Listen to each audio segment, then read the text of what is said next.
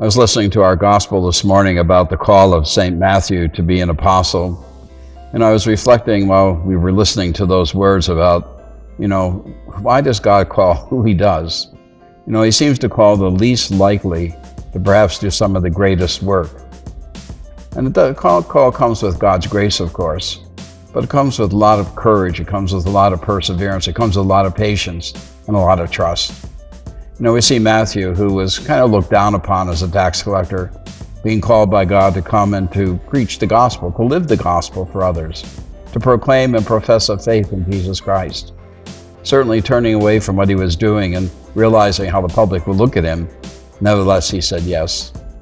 As I was thinking back to my own ordination, prior to prostrating myself before the laying on of hands, the bishop, which back in the 70s was very common, went off script and just talked about what does that really mean when you place yourself so totally in the hands of the Lord. Lying there, you don't know what is going to be ahead of you. And yet, do you have the trust? Do you have the courage to follow that yes that you are about to make? We never know why God calls us. We never know who God calls to do what. But we know, though, that when that call comes, there is always that grace that will enable us to do it. And that's something we all have to remember in this world today. God is calling every one of us to keep the gospel of Jesus Christ alive. How do we do that? We do that with the same trust that Matthew had to have, turning away from the criticisms of his day and embracing the message of Christ.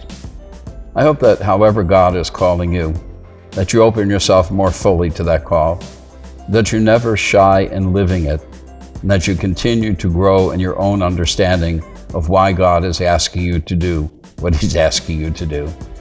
It is amazing when you look back, some things you never thought you would have the strength or the courage or the conviction to do, but somehow they were accomplished because of that trust and that grace.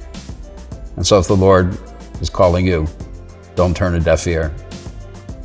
Open your heart and follow.